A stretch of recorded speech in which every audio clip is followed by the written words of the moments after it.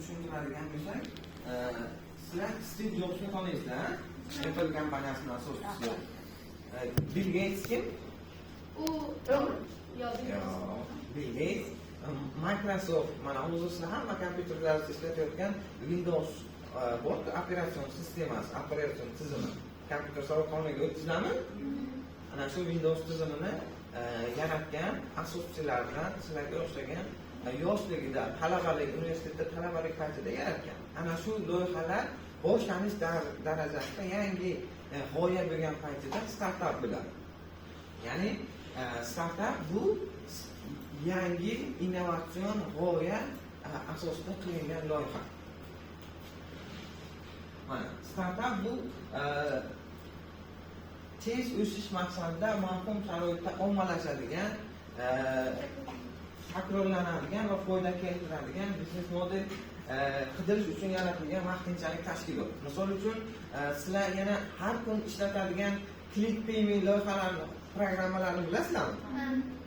Ana shu ClickPayme programmalari ham boshlanishida startap bo'lgan. Siz manga o'xshagan, sizlardan sal kattaroq yigitlar, shu dasturlashni tushunadigan yigit qizlar birgalashib o'rtoqlari bilan, do'stlari bilan bitta jamoa bo'lib, ana shu loyihani qilgan. Mana hozirgi kunda butun O'zbekiston bo'ylab, nafaqat O'zbekiston, qo'shni Qozog'iston, Qirg'iziston davlatlarida ham u ClickPayme va shunga o'xshagan dasturlardan foydalanyapti. Bu foydalangandan keyin u katta korxona bo'ladi. Katta korxonani ular hozir yosh bo'lsa ham asoschilari. Katta biznesmen bo'lgan. Hozir oldinlari bundan 20 yil, 30 yil oldin katta biznesmen bo'lish uchun sizdan zavodni egasi bo'lishingiz kerak bo'lgan yoki qanaqadir bir katta bir biznesni egasi bo'lib, noldan uzoq vaqtda qurib, uni kengaytirib borishingiz kerak edi. Hozirgi kunda shunaqa siz startap loyiha qilsangiz, qanaqadir dasturlash tilini o'rganganingizdan keyin o'sha bilimingizdan foydalanib, odamlarga foydasi tegadigan, odamlarga kerak bo'lgan bitta dastur yaratsangiz, u ommalashib ketsa, siz oldingi boylar katta tadbirkor bo'lish uchun 20 yil, 30 yil vaqt ketgan bo'lsa, hozir siz 1 yil, 2 yil ichida katta tadbirkor bo'lib ketishingiz mumkin. Ana shu uchun sizlar hozirdan dasturlash tillarini yaxshilab o'rganib, ana hozir grafik dizayndan keyingi darslarda dasturlashni o'tsalaringiz, yaxshi e'tibor bilan o'rganib, atroflaringizga qarab yuringlar. Chunki startap loyihalar, asosan bunaqa loyihalar qanaqadir muammoni ustida quriladi. Muammo deganda nima? Misol uchun, hammalaringiz maktabda o'qiysiz, maktabda kundalik dan foydalanasizlar. To'g'rimi? Ustozlaringiz o'sha kundalik komga baholaringizni qo'yadi, davomatlaringizni olib boradi. Ota-onalar o'sha kundalik komdan kirib, sizni baholaringizni, darsga qanday qatnashayotganlaringizni ko'radi. Ana shu loyihani ham bu boshlanishda startap bo'lgan. Hozir ham startapdan hozir endi butun O'zbekiston foydalangani uchun o'sha katta loyiha bo'lib, katta korxonaga aylangan. Uni ham asoschisi davlat emas. Uni ham asoschisi siz bizdagi o'xshagan yosh, innovatsion, talantli, tirishqoq yigitlar, qizlar qilgan o'sha proyektni ham, loyihani ham. Ya'ni bu qanday bo'ladi? Qanday bo'lgan? Siz menga o'xshagan dangasa o'quvchilar kundaligini uyda qoldirgan. Oldin daftarlik, qog'oz, kundaliklardan foydalanardi. Sizlar ham foydalanganmisizlar yo'qmi? Bilmayman. Lekin bizlar o'qigan paytimizda shunaqa edi. Kundaligimiz qolib ketsa, o'sha kundagi ustozimizdan olgan bahomimizni kundalikka qo'ydira olmasdik. Yoki ustozimiz kundaligimizni olib olganimizda ham ustozimiz 2-3 qo'yib bersalar, yoshirardik, ota-onamiz ko'rmasdilar. Mana shu narsa muammo bo'lgan. Ya'ni o'quvchilarni o'zining kundaligini uyda qoldirib ketishi birinchi muammo bo'lgan, ikkinchisi o'quvchini ota-onasi farzandi maktabda qanday o'qiyapti, darslarga qanday qatnashyapti, qanaqa baholar olyapti, o'shani ko'rish muammo bo'lgan. Chunki kimdir bahosini 2 ni 5 qilib qo'ygan yo 3 ni 5 qilib qo'ygan, o'zgartirgan yoki ustozi nimadir yozib bergan bo'lsa kundaligiga uni o'chirish imkoni bor edi bizada. Lezva bilan bunday qilsa qog'ozni yozuvi o'chib ko'rinmasdi. Biz shunaqa qilib yoshirardik ota-onamizdan. Ana shu narsa muammo bo'lgan ota-ona uchun. Ya'ni farzandlari haqiqatan maktabda qanday o'qiyotgani, nima qilayotganligini bilish ozgina qiyin bo'lgan. Ana shu muammoni yechish uchun keyin ular kundalik.comni yaratdilar. Kundalik.com xuddi shu muammolarni yaratadi. Siz endi uyingizdan kundaligingizni ko'tarib borib yoki uyingizda qolib ketishi haqida o'ylamaysiz. Chunki u onlayn har doim bor. Xohlasangiz kompyuterdan, xohlasangiz telefondan, ham ustozingizdan, xohlasangiz kompyuterdan, telefondan kirib sizni maqolangizni qo'yib biladi. Mana shu muammoni yechimi bo'lgan narsa bu startap bo'ldi. Shuning uchun mana shunaqa loyihalarni qilish uchun sizlardan talab qilinadigan narsa birinchisi bu kreativlik va ikkinchisi ozgina bo'lsa ham qanaqadir darajada dasturlashdan xabardor bo'lishlaringiz kerak.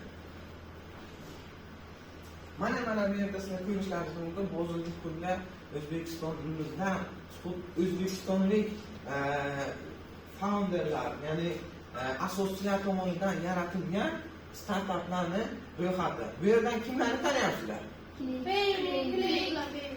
Yana-chi? Metaxi. Ha, rahmat. Metaxi.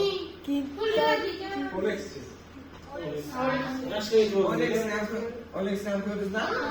Mana shunaqa loyihalarni hammasi siz bizlarga o'xshagan yoshlar dasturlashni biladigan kreativ yoshlar qilyapti. Misol uchun iTicket.uz bor, ClickPayment'ni bilamiz. iTicket.uz bu ingliz tilini biladiganlar bormi? Ticket nima degani? Rahmat sizga. iTicket.uz platformasi bu onlayn chiptalarni sotib olish uchun yaratilgan. Oldin mana shu ham buni o'ylab qarasangiz muammo ustida qurilganda. Chunki odamlar oldin qaysidir konsertga borish uchun yoki qanaqadir tadbirlarga qatnashish uchun biletni olish uchun imini o'sha konsert bo'ladigan joyga vaqtini ajratib borib, navbatga turib bilet sotib olish kerak edi. Mana shu narsani muammoni odamlarga qiyinchilikni osonlashtirish uchun mana shu platforma yaratilgan. Ana endi hozir sizni qaysidir konsertga borish uchun siz borishingiz shart emas, uyingizdan turib olasiz yoki navbatga turishingiz shart emas. Yoki kimdir ba'zi hollarda shunaqa bo'lganki, o'zi biletning narxi 50 ming so'm bo'lsa, kimdir o'zidan foydalanib, vaziyatdan foydalanib mashinalik qilib o'shani qimmatroqqa sotishga harakat qiladigan hollari bo'lgan. Mana bu bunaqa platforma bo'lgandan keyin bunaqa kamchiliklarni, muammolarni oldini oladi. Ya'ni men nima demoqchiman? Startup bo'lishi uchun, qanaqadir innovatsion g'oya loyiha qilishlaringiz uchun doimo sizlarda yangi yo'q narsani yaratishlaringiz shart emas. Faqat atroflaringizga qarab, kundalik hayotingizda uchrayotgan muammolaringiz, qiyinchiliklaringiz bo'lishi mumkin. O'shani qanday qilib men raqamli texnologiyalar asosida yoki dasturlash, qanaqadir programma yoki platforma, veb-sayt yaratish orqali men qanday qilib bu muammoni osonlashtirishim mumkin degan narsani ko'rib, bilib yursalaringiz atrofga e'tiborliroq bo'lishlaringiz kerak. Qizil mashina haqidagi konsepsiyani eshitganmisizlar? Misol uchun tasavvur qilinglar. Siz ko'chada ketyapsiz, ko'chada piyoda sayr qilib boryapsiz. Deylik, siz yarim soat ko'chada yurdingiz.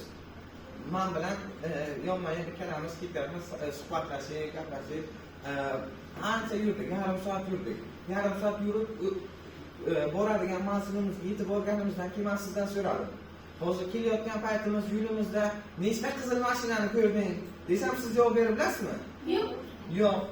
Agar lekin men o'sha siz bilan sayr qilishni boshlaganimizda, piyoda yurishni boshlayotgan paytimizda sizga aytsam, jo'rajon, hozir bu yo'lga ketayotgan paytimiz qani sanab borchi, nechta qizil mashina ko'rasan desam, siz manzilimizga yetib borganimizdan keyin siz menga aytib bilasiz.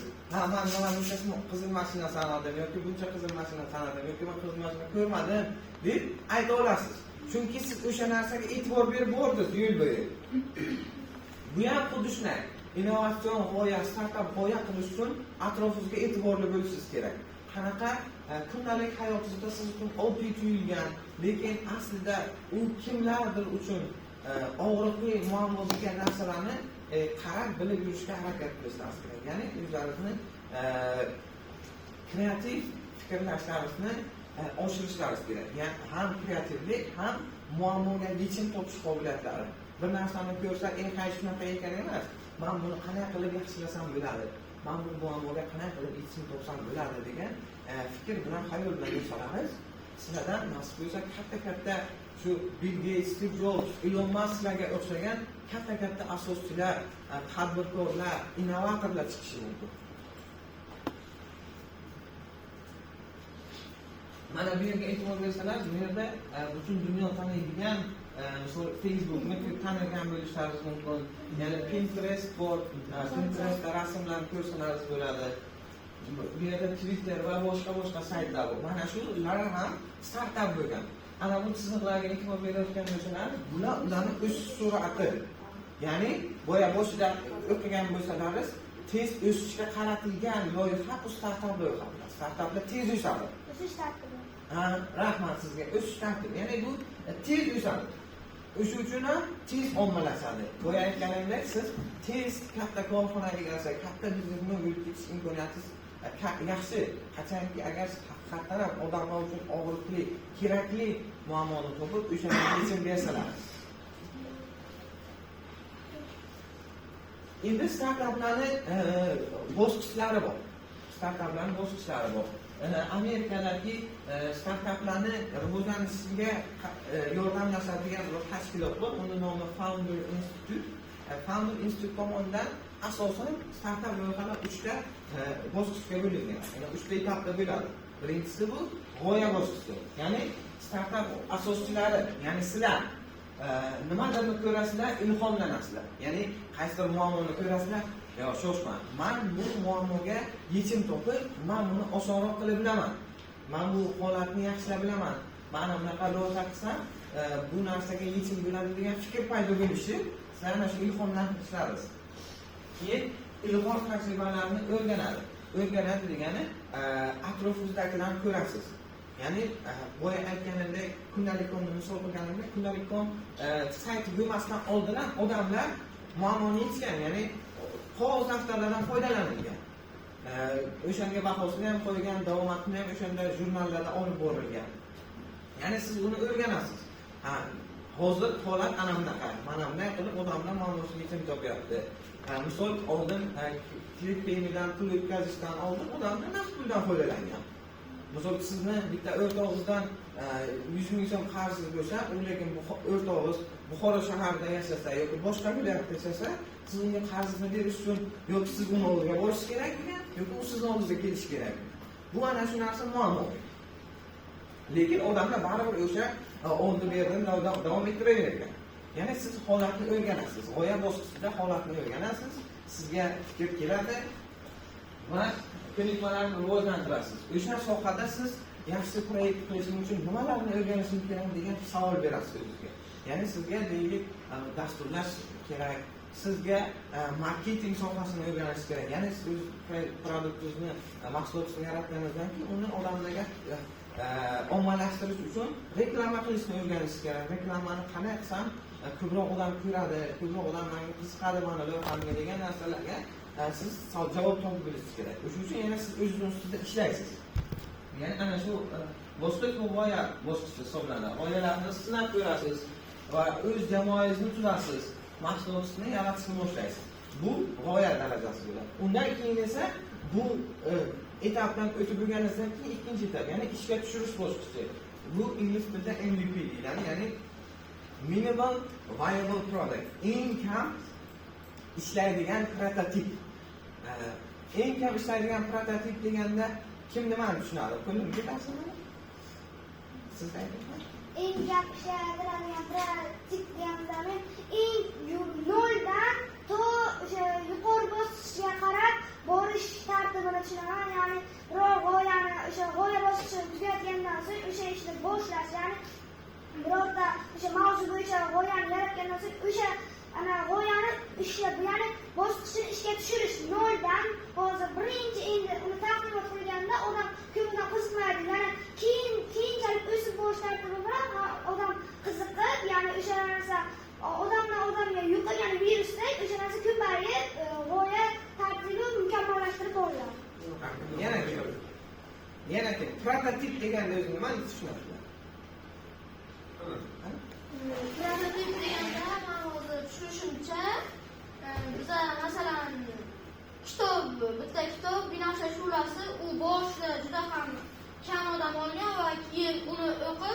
ijtimoiy tarmoqlar va reklamalar orqali u menimcha o'zi hamma uyda bor bittadan o'sha kitob.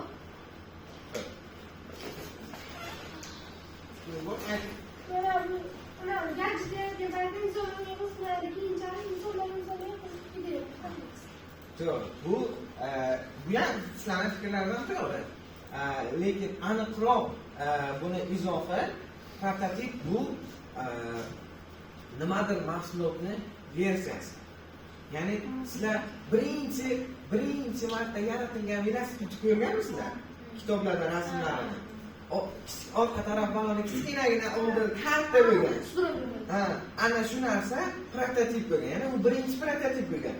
Keyinchalik uni yaratgan insonlar, olimlar uni ustida ishlab, uni mukammallashtirib, ko'rinishini yaxshilab boraverganlar. Ham ko'rinishi yaxshilangan, undan foydalanish, ya'ni sizlarning haydashlaringiz osonlashib bo'lgan. Ana shu narsa prototip. Ya'ni g'oyani ishga tushirish bosqichi MVP degani ham sizni o'sha g'oyangizni o'ylaganingizdan keyin darrov bir martaga uni mukammal mahsulot qilib yarata olmaysiz. Ya'ni boshlanishda qaysidir qismini yaratasiz, keyin yana qanaqadir funksiyasini qo'shasiz, yana qanaqadir joyini qo'shasiz, keyin dizaynini chiroyli qilasiz, keyin ranglarini chiroyli qilasiz. Ana shu narsa uni prototiplari bo'ladi. Har safar yangilaganiz prototip.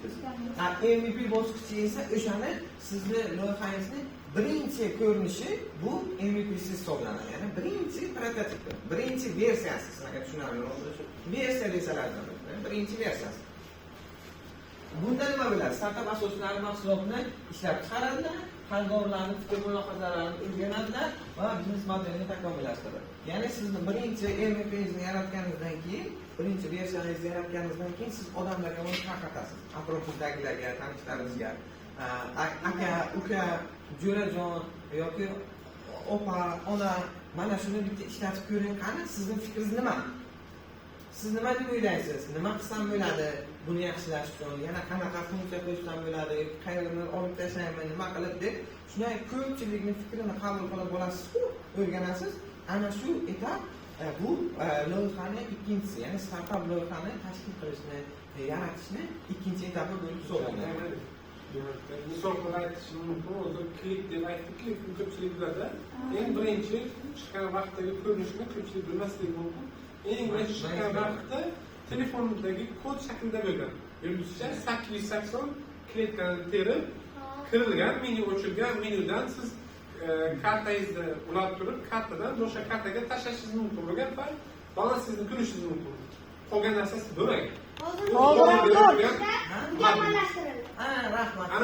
Hozir ham bo'lsin. Bu kishi aytganlari uni birinchi versiyasi bo'lsa, hozirgi rivojlanib kelayotgan versiyasi.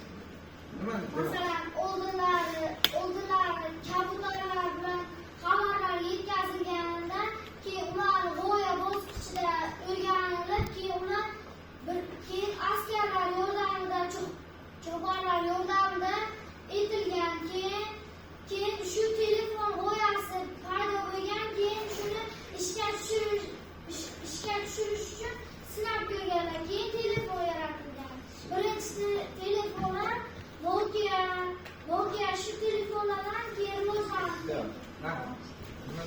Masalan, bizni darsimizga oid kompyuter, u birinchi kompyuter ishlab chiqarilganda u juda ham og'ir bo'lgan. Hozirda notebooklar ishlab chiqarib, mukammallashtirilgan. Shu notebooklar hozir juda yengil va o'zizga yaxshiroq chiqadi. Biz hozir bir ilovalarimiz, ya'ni oilaviy hayotimizda ham kerak bo'ladigan vositalar, masalan, pulni olaylik. O'tgan, ya'ni 20 yil, 30 yil avval pullar xuddi masalan tiyin, so'm ko'rinishda bo'lgan. Hozirda o'sha pullarni qiymati rivojlanib, bizgacha ana ko'tarilib 100 ming, 200 ming dollarlargacha ko'tarilib qolgan. Bu endi loyihadan ko'ra bu ko'proq iqtisodiy moliyaviy bo'ladi. Hop. Mana sizni ham eslaylik. Siz ikkalaringiz eshitamiz, keyin davom etamiz. Biz turing. Mana bu kompyuter bitta uyga to'g'ri kelgan kompyuter. Ha, to'g'ri. Fillik noslar deyilgan. O'sha kompyuter va boshqa narsalar katta va og'ir bo'lgan. O'sha keyin xalq fikrini eshitilib, ular o'sha xalq normasiga qarab moslashtirilgan va o'sha xatda yoqqanmi? Yo'q, rahmat. Endi bu ya'ni siz loyihangizni birinchi bosqichini ikkinchi bosqichi bo'lgan, ya'ni MVP birinchi prototip yaratish qanday nima ekanligini tushunib oldik. Keyin endi uchinchi bosqichga yetadi. Mana shu birinchi va ikkinchi bosqichlardan o'tgandan keyin yana sizning g'oyangiz paydo bo'ldi. Keyin g'oyangizdan siz mahsulot sifatida yana qanaqadir dasturingizni yoki programmangizni yoki veb-saytingizni yaratdingiz. Ana endi uchinchi bosqichga o'tasiz. Bu o'sish bosqichi. O'sish bosqichida siz odamlarga tarqatib, odamlarga o'sha mahsulotingizni sotib, odamlar undan foydalanib, ommalashib, kengayib ketaveradi, foydalanuvchilar soni ko'payib. Ana shu bosqich o'zi uchinchi o'sish bosqichi bo'ladi. Endi bu degani hamma startap qilayotganlar, hamma innovatsion g'oya qiladiganlar hammasi muvaffaqiyatga erishadi degani emas. Muvaffaqiyatga erishmasligi ham mumkin. To'g'risini aytganda, ularning ko'pchiligi, ya'ni 10 ta startapdan 9 tasi inqirozga uchraydi. Bu inqirozga uchrashining sababi asosiysi nima ekan?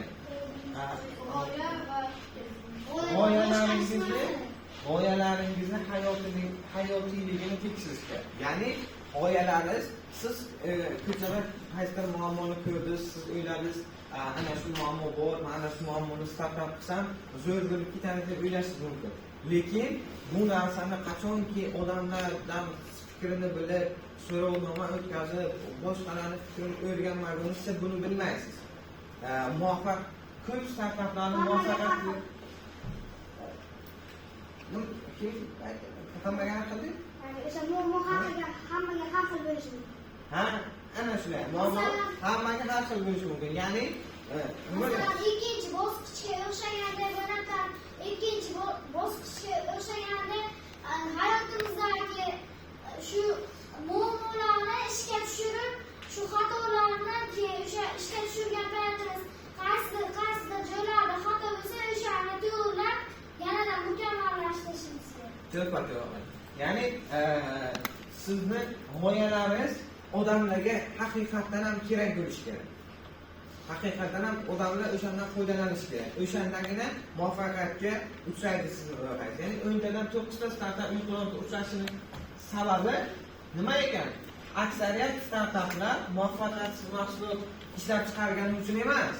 Ya'ni siz loyiha uyladingiz, siz o'zingizning dasturingizni yaratdingiz, dasturingiz zo'r, chiroyli, hamma funksiyalari yaxshi ishlaydi, hamma tarafdan zo'r, lekin nimagadir muvaffaqiyatsizlikka uchradi.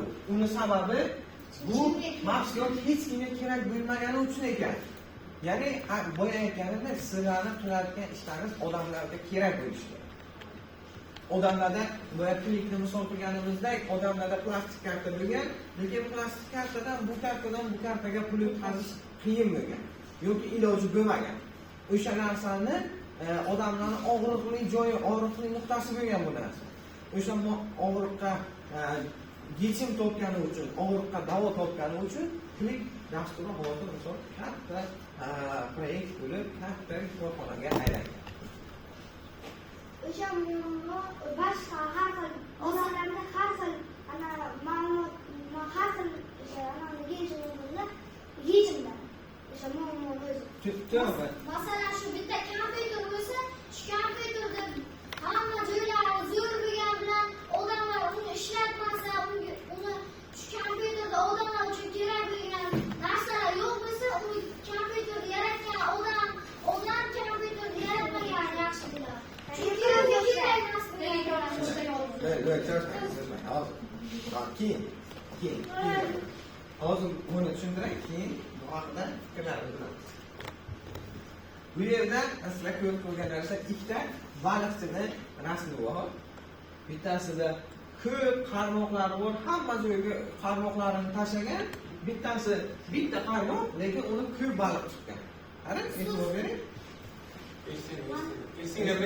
Birinchi tushuntiramiz, fikrlaringizni so'raymiz. Bu baliqchi hamma joyga, hamma usullardan foydalanib ko'rgan. Mana bunaqa qarmoq ham tashlagan, qarmoqga mikrofon ham qo'ygan, kamera ham qo'ygan, har xil tortlar ham qo'ygan, sosiskalarni ham osib qo'ygan, har xil ishdan foydalanib, lekin natijasi yo'q. Ana bunda oddiygina qayiq va oddiy cho'lchang bilan baliq tutib turibdi. Endi 3 kishidan so'raymiz. Bu rasmdan sizlar nimani tushunyapsizlar? Gapirmaganlar, shoshmang. Gapirmaganlar gapirsiz. Masalan, bu texnologiyalar mana biroz radiatsiya chiqarishi mumkin. Shuning uchun baliqlar turtib, kemasiga ham mumkin. So'yib, shoshmang. Siz gapiring. Hamma narsani bu yerimizga kerak, tajriba kerak. Shoshmang. Yashin futbol gangsi. Unda hamma texnologiyalardan foydalangan, lekin unda bir lisans bilan bir donagina cho'lchanglar hamma baliqlar olib ketyapti. Bir dunyo mana saytlarda peyni yaratdingiz, uni hamma narsa sharoitlari yaxshi, lekin undan hech kim foydalanmasa, hech kimga keraksiz bo'ladi. Lekin u bir donagina cho'lchangni hamma baliqlar olib beradi.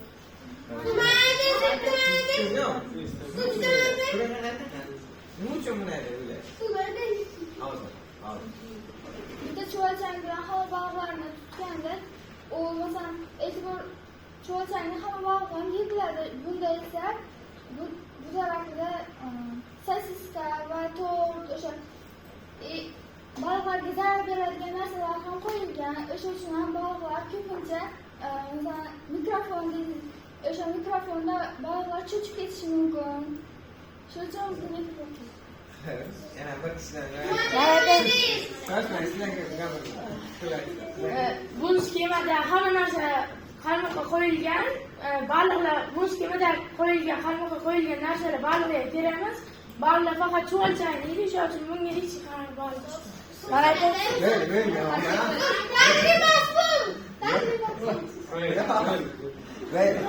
Bitta keraksa, bitta keraksa. Baliqlarga bunisi qulaydigan, bunisi noqulaydigan.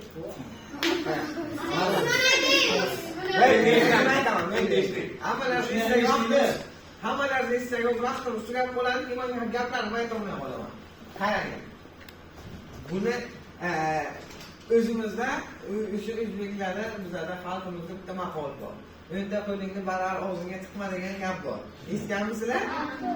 Ya'ni bu baliqchi hammasiga sizlar aytganlaringizdek o'nta qarmoqni tashlagan, lekin hech qaysisini ham to'g'ri tashlamagan, to'g'ri foydalanmagan. Qaysidir qarmoqqa bu aytgandek qo'ygan, boshqa qo'ygan baliqqa keraksiz narsalar. Ya'ni muammo bor, muammosini baliq chiqishi kerak. Lekin yechimni u to'g'ri qilmayapti. 10 xil yechim qilgan. Bitta dastur yaratgan, u dasturga 10 xil funksiyani qo'shgan, lekin 10 ta funksiyaning birortasi kerak emas odamga. Undan ko'ra bitta oddiy bo'lsa ham ish qilish kerak. O'shanda bor e'tiborlaringizni, energiyalaringizni o'shanga qaratishlaringiz kerak. Ya'ni bitta sizlar proyekt qilayotgan bo'lsalaringiz ham, startap loyiha qilayotgan bo'lsalaringiz ham bir martaga men dunyoni qutqaraman, o'zbek sayyoraliklardan butun dunyoni yer sharini himoya qilaman degan proyekt qilishlaringiz kerak emas. Ya'ni boshlanishida bitta aniq kichik muammoni olib, o'sha kichik muammoga yechim topib, sekin-sekin rivojlanishlaringiz kerak. Bu aytganlarida ham birinchi marta klip filmlar tashkil qilingan paytda, yaratilgan paytda uni bitta vazifasi bo'lgan. Bitta plastik kartada ikkinchi plastik kartaga pul o'tkazish. O'shanga e'tiborni qaratgan, o'shani rivojlantirgan, keyin u narsani ideal, mukammalga yetkazgandan keyin o'sha telefon raqamiga pul tashlashni qo'shgan, keyin svet gazga pul tashlashni qo'shgan, keyin boshqa narsalarni qo'shib, keyin rivojlantirgan. Ya'ni bu rasmdan xulosa qilishimiz kerakki, sizlar o'zlaringizni loyihalarni qilayotgan paytlaringizda boshlang'ich etapida, boshlanishida siz e'tiboringizni kichikroq muammoga, kichikroq yechimga, kichikroq narsaga qaratishingiz kerak. Chunki birdaniga katta ishni qilaman desalaringiz, o'zlaringizni kuchlaringiz yetmay qolishi mumkin. O'shani hisobiga na mahsulotlaringiz to'liq bo'ladi, na natijalaringiz yaxshi bo'ladi. Ham o'zlaringiz charchab qolasiz. Tushundingmi buni? Nima demoqchisiz? O'sha ko'p baliq keraksiz muammoga ko'ra bitta foydali o'sha Hammaga kerak bo'lishi kerak. O'sha boya aytdim-ku, eng og'riqli nuqtani, odamlarning eng og'riqli muammosini topib, o'shanga yechim qilishlar. Böyle, qolgan narsani keyin istaysan. Buni ko'rding, buni ko'rding, buni ko'rding. Ya'ni endi mana shu narsani xuddi boyagi mana bu aytaylik, bular odamlarning muammosini qidirayotgan deb tasavvur qilsak, mana bu o'yda muammo qidiradi, bu bitta muammo qidirib, o'shandan foyda oladi. Bu narsani customer development uslubi deb ataladi. Bizlarning tizimimizda, ya'ni startup olamida, innovatsion g'oyalar olamida bu narsa customer development deb ataladi. Customer development ingliz tilidan o'zbek tiliga tarjima qilganda mijozlarni yaratish. Ya'ni sizni mijozlaringiz kim ekanligini aniqlab olishingiz kerak. Ya'ni siz aytaylik, kundalik konni yaratdingiz, siz kundalik konni asoschisiz. Tasavvur qiling, sizni kundalik kon degan proyektingiz bor, siz o'shani yaratgansiz, hammasi zo'r.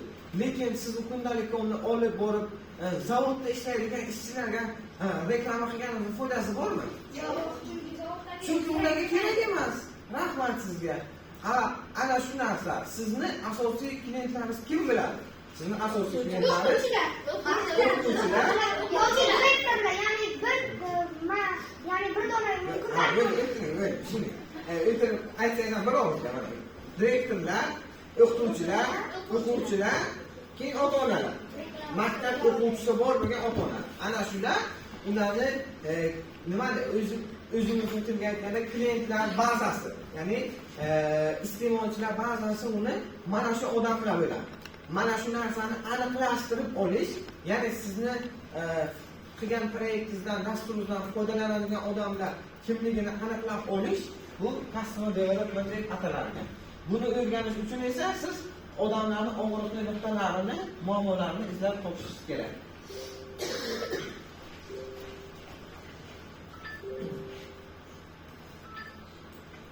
Mijozning muammosini aniqlaymiz. Keyin nima qilamiz? Mijoz muammosini aniqlagandan keyin boya esingizda bo'lsa, ikkinchi ishimiz rahmat sizga, minimal ishlaydigan prototipni yaratamiz. Ya'ni MVPni yaratishni boshlaymiz.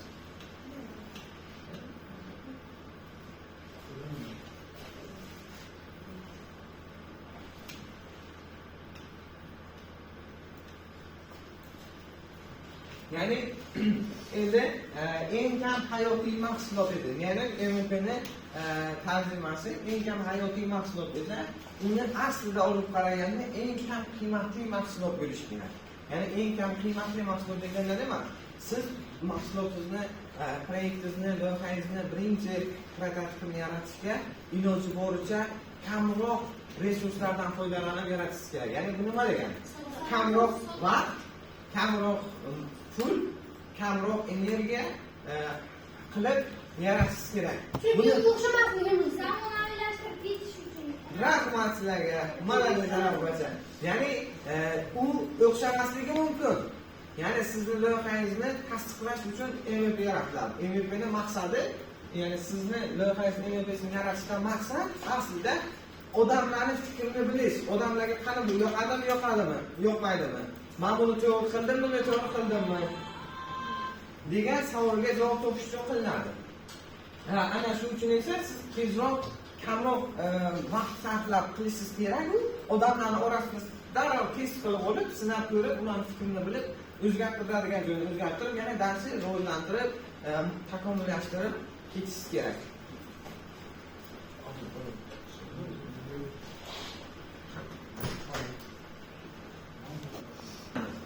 MVP nima uchun bizga ham resurs qilishimiz sababi bu kam resurslar evaziga yetarli ishonchlilik bilan taxminni tasdiqlash yoki inkor etish imkonini beruvchi mahsulotingizni chiqishi. Ya'ni taxmin deb nima aytyapti? To'g'ri narsani taxmin qilib ko'radi. Ya, o'sha umumiy, o'sha siz taxminingiz nima bu? O'xshashligini bilish uchun o'xshash kerak. Taxmin, bu yerda aytilayotgan taxmin deb sizni g'oyangizni, sizni loyihangizni aytyapti. Toki sizni loyihangiz odamlar tomonidan tasdiqlanib, foydalanishni boshlamasalar, sizni loyihangiz qilgan g'oyangiz taxmin sifatida qaraladi. Shunchaki sizni hayotingizdagi narsalar bilan barobar bo'ladi. Uni isbotlash kerak, haqiqatan ishlaydigan kerakli ekanligini. Masalan, biz bitta g'oya yaratdik-da, o'sha g'oyalarni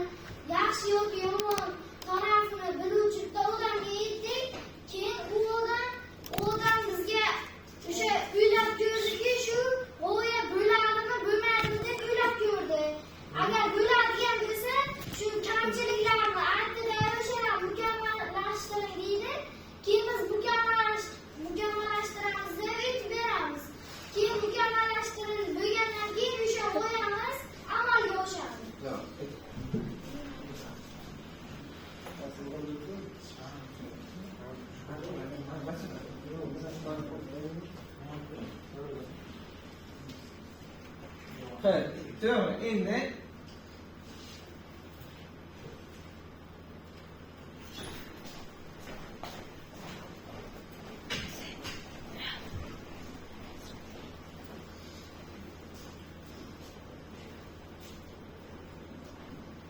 mana bu yerda biz yo'ldoshlar farqini ko'rsatadigan rasmlar bor. Bunda sizlar ko'rishlaringiz mumkin. Bu oddiy startap bor, keyin lean startap bor. Lean degani nima degani? Kim biladi? Ingliz tilida o'qigan. Mukammallashtirilgan. Yo'q. Yani boshdan oxirigacha. Yaxshi. Boshdan yerdan tugagancha. Yo'q. Yo'q, boshqa. Lean degani sarishta degani. Ya'ni sarishta ruschada aytganda akkuratli startaplar bor, keyin oddiy startap bor. Bularning ikkalasini farqi akkuratli startap aql bilan ishlaydi. Hamma pulini bu yerda pulni ko'rsatilgan faolda. Zo'rlar pul emas. Hamma pul emas. Bu yerda vaqti bo'lishi mumkin, o'zini energiyasi, jamoasi bilan birgalikda faqat bitta narsani, o'sha mahsulotni bitta joyiga bor e'tiborni qaratib qolgan qismlari qolib ketishi kerak emas. Ya'ni aqlli startap nima qiladi? Hammasiga aql bilan, kenglik bilan resurslarni taqsimlaydi, vaqtini. Misol uchun unda nima bo'lishi mumkin? Hipoteza, ya'ni taxminni tasdiqlash bor, uni yaratish bor, eksperiment qilishingiz bor. Keyin olgan so'rovlaringizdan olgan xulosalaringizni analiz qilishingiz kerak. Qani nima bo'ldi? Misol 100 kishidan so'rovni o'tkazsangiz, nechtasi yaxshi dedi, nechtasi yomon dedi, nechtasi bo'lmaydi deb aytdi. Mana shularni analiz qilib, hamma taraflama olib borishingiz kerak. Ham bu yoqdan yaratib borishingiz kerak, ham bu yoqdan odamlarning fikrini berib, kamchiliklarni to'g'rilab ketaverishingiz kerak. Ya'ni faqat faqat mahsulotingizni yaratishga e'tibor bersangiz, odamlarning fikrini bilmasangiz ham bo'lmaydi. Lekin faqat odamlardan so'rab yurib, nima qilay deb yursangiz, odamlar yaxshi bergan fikrlarini siz o'zingizning proyektingizdan foydalanmasangiz, uni ham bo'lmaydi. Shuning uchun hammasini birdaniga aql bilan olib borish kerak, yondashish kerak. O'zi uchun ham buni yondashuvdan farqi deb atagan. Tushunarlimi? Birinchi rasmda mana bitta pulni masalan bitta ilovaga hamma pulni sarflayapti, yurishmasa pullar kuyadi. Masalan, mukammal qilib qo'yiladi, yo'q, bitta bo'lmaydigan narsaga e'tiborni ko'p qaratib, hammasini saqlab bo'lmaydi. Birinchi rasmdagi hamma pulni bitta ilovaga tiqadi. O'sha bitta ilovaga o'xshab qo'ysa, u ham pullar ikkinchisi esa hamma pulni qiladi. 9tasi ishlarni bittasi ishlaydi, 10ta eksa bittasi daraxt chiqadi. masalan, Ya'ni shunday, hammamiz tushundik, nima ekanligini tushundingizmi? Menga aytib bersangiz, men bilaman. Sizlar o'zlaringiz tushunishingiz.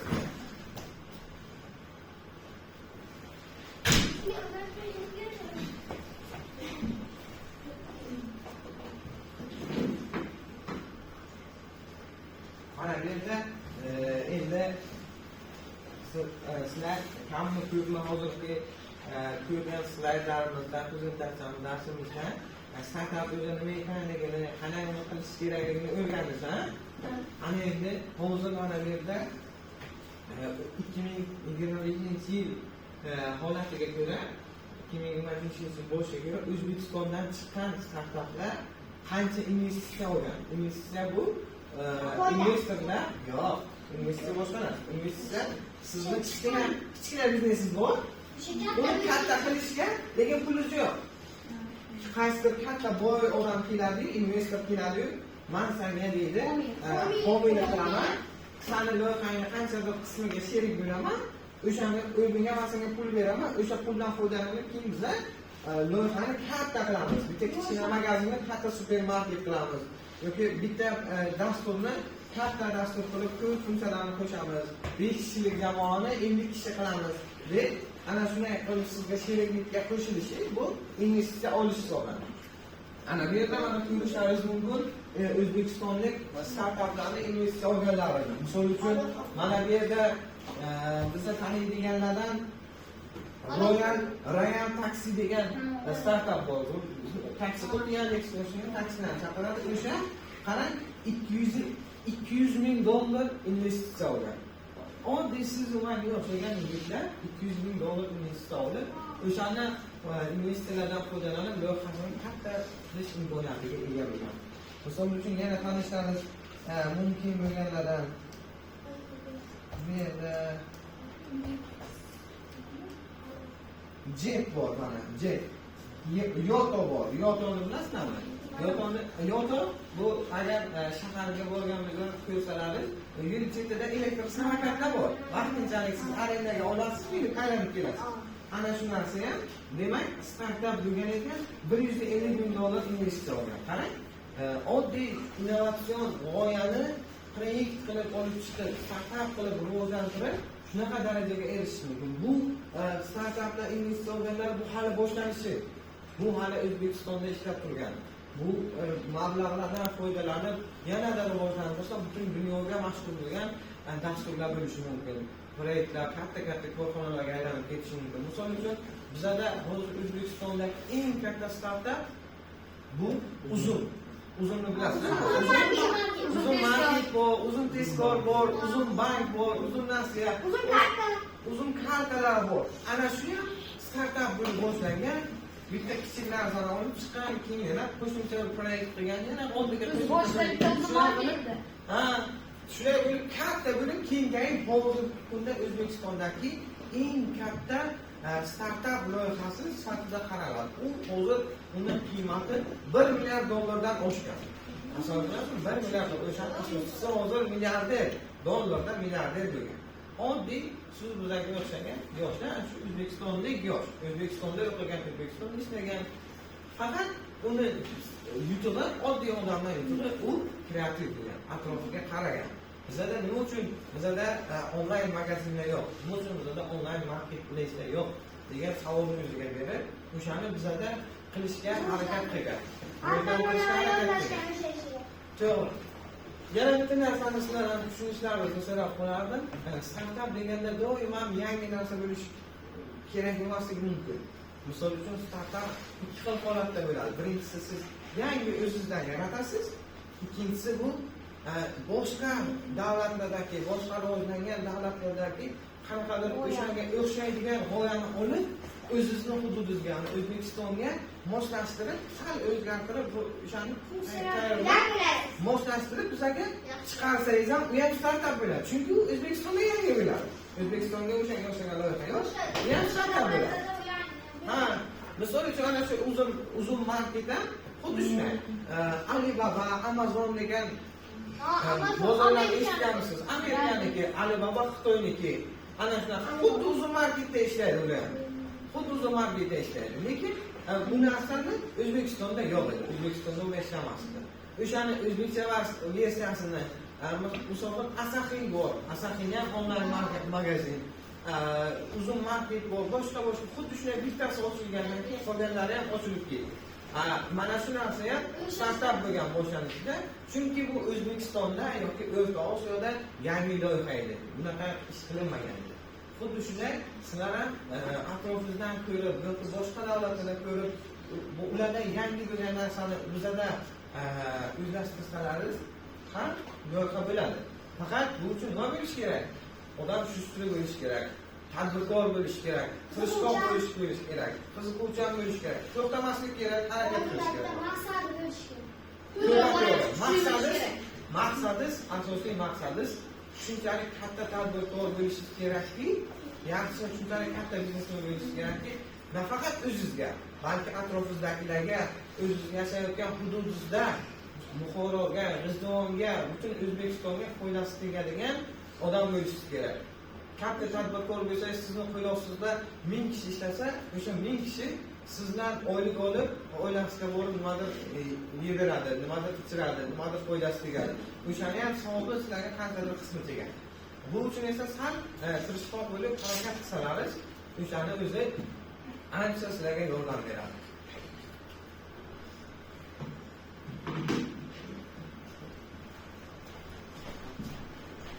Endi mana bu yerda startaplarni qanday qilish kerakligi haqida adabiyotlar, kitoblar bor. Xohlasangiz ko'rib yozib olishlaringiz mumkin. Agar kimlardir telefonimizni rasmga tushirib olinglar, bo'lmasa biror joyga daftarlaringizga yozib qo'yinglar. Shunaqa kitoblarni ko'rib qolsalaringiz, обязательно olib o'qib ko'ringlar. Bu sizlarga xuddi shunaqa men hozir aytib berganimdek startap loyihalar, innovatsion loyihalar qilishga yordamlashadi. Sizlarga qanday qilishni o'rgatadi. Men hozir 2 soatda bu qo'limdan kelgancha, vaqtimiz yetgancha tushuntirishga harakat qildim. Agar sizlar o'zlaringiz yana qiziqib o'qisalaringiz, yana yangi narsalarni o'rganasizlar. Mana shu yerda aytilgan narsalardan yana nimadir sabab bo'lib ilhomlanib, yangi loyihalar yaratishlarga sabab bo'ladi. Nima deymiz?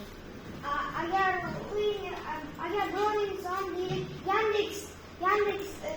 Yandex ilovasi boshqa chetlarga, ya'ni Amerikaning ilovasi deylik, O'zbekistonga tanilmagan. Agar biror inson uni O'zbekistonga olib kelib, Yandexni uni butunlay o'zgartirib, ya'ni boshqa mavzu bo'yicha qilsa, u ham startap bo'ladimi? Bo'ladi. Albatta nima uchun bo'ladi? Bor narsani sal boshqacha qilsangiz ham bo'lishi mumkin. Chunki unga o'xshatsa bir xil masda. Misol uchun qarang. Misol uchun hozir Yandex kimlar ishlatgan bo'lsa, biladi, Yandexga siz adresni yozasiz, keyin sizga u tizim taksi topib beradi. Lekin siz uni chaqachasini qilsangiz bo'lishi mumkin. Misol uchun taksisi yozsin, men Rizmondan Buxoroga ketyapman desa, keyin unga tizim klientlarni topib bersin. Bu teskarisi ishadi. Yani birinchisida Yandexda yo'lovchi taksini qidiryapti. Siz taksi yo'lovchini qidiradigan tizim qilishingiz mumkin. Ikkalasini ham misol umumiy olganda konseptasi, tushunchasi bor. Ikkalasi ham taksiga klient topish, klientga taksi topib beradi. Faqat ishlash tizimi ham boshqacha. Misol uchun deyapman, bu aynan shunaqa qilsalar ishlaydi deganim emas. Misol uchun sizlarga tushunarli bo'lishi uchun, ya'ni bor narsani sal boshqacha qilib, o'sha bor dasturni qaysidir kamchiligi bo'lsa, o'shani siz yaxshilasangiz ham u startap bo'lishi mumkin. Doim qaysidir funksiyasini o'zgartirib, qaysidir funksiyasini yangilab, boshqacha qilib chiqarsangiz ham o'sha ozgina farq qiladigan joyi ham odamlarga yoqib, sizni loyihangizga ularni qiziqishi bo'lishi mumkin. O'sha loyihadan keyin olib loyihani o'zgartirib, buni bo'lib chiqishni u asosiy g'oyangizga bog'liq. Asosiy g'oya, ya'ni asosiy g'oya nima? Misol, bitta proyekt qilayotgan vaqtingizda asosiy maqsadingiz deylik, mana klinik paymentini yana misol qilib olsak, uni asosiy maqsadi, asosiy vazifasi loyihani A plastik kartadan B plastik kartaga pul o'tkazishlarni amalga oshirish. Qolgan atrofidagi funksiyalari ular qo'shimchalar. Asosiy maqsadi ishlasa, loyihani qolgan joyini o'zgartirsangiz bo'ladi. Lekin o'zi asosiy maqsadi sizni plastik kartadan boshqa plastik kartaga pul o'tkazib bo'lsa, u ishlamasa-yu, sizga yo'q, men bu bo'lmaykan, men taksilar uchun klient topadigan loyiha qilaman desangiz, u o'sha bitta loyihani ikkinchi loyihaga uni o'zgartirish bo'lmaydi. Bu butunlay boshqa loyiha bo'ladi. Ya'ni sizning birinchi loyihangiz u muvaffaqiyatsizlikka uchradi degani. Asosiy maqsad o'zgarmasa, u loyiha ishlaydi. Agar asosiy maqsadingiz, ya'ni asosiy yechimiz men og'riqli, ana shu muammo og'riqli deb hisoblagan narsangiz aslida unchalik ham og'riqli bo'lib chiqmasa, u loyihangiz ishlamaydi. Siz boshqa narsa Klik bilan Yandex bu ikkovi har xil maqsadda yaratilgan. Masalan, Klik o'sha boshqa kartadan boshqa kartaga pullar o'tkazish uchun shu biznesimiz kasodga uchradi. Keyin biz unisiga o'tamiz dedik, lekin uni ham qilib unisi ham o'xshamaydi. Chunki ular ikkovi maqsadi har xil. Birinchisi bilan ikkinchisi o'rtasida farq katta. Endi ikkalasi ham muvaffaqiyatsiz uchraydi degani emas. Agar siz birinchisidan ikkinchisiga o'tsangiz, siz boshqa loyiha qilgan bo'lasiz demoqchi. Asosiy maqsad o'zgardi. Asosiy maqsad o'zgargan. Endi bugungi man sizlarga aytmoqchi bo'lgan narsalarim shular edi. Kimni savollari bor? Nima savol? Salom sizga aytmoqchilikda boya. Bu ham masalan iPhone kompyuterlari bilan Samsung yoki Apple kompyuterlari ular raqobatdosh. U kompyuter boshida bir xil chiqqandan keyin kompaniyalar ulardan o'rganib, keyin shuni yangi o'zidan tajriba qo'shib, kompyuterlar va funksiyalar qo'shib ishlab chiqarishgan. Hozir boshida Nokia bo'lgan kamerasi ham juda yomon bo'lib, uni Telegram Shunday, mana qo'yayotganimda, ya'ni siz bitta narsani boshqa qilib chiqarganingiz ham u startap bo'ladi. Ya'ni iPhone'da nimadir narsa bo'lgan, nimasi bo'lmagan, keyin bitta boshqasi chiqarman, xuddi shu narsani sal boshqacharoq qilib chiqaraman degan. Bu narsa ham ro'yxatdan ishlaydi. Ben ko'rib qo'yimda, ya'ni o'sha bitta iPhone yaratgandan so'ng o'sha iPhone ichida qurilmalarga ikkita kompaniya bitta o'sha yangi telefon yaratgan, ya'ni o'sha iPhone o'zi asli iPhone kompaniyasi yaratgan, ammo uni miyasi xotirasini Samsung kompaniyasi yaratgan. Shunda ular ikkovi jamoaviy ish bilan bitta yangi iPhone telefonini yaratganda. Böyle, bunu tushundik. Endi savollar bormi? Savol. Tushunmagan joylaringiz bo'ldimi? Yo'q.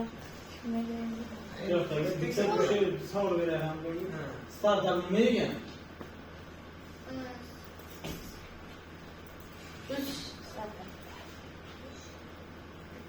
Nima ekan?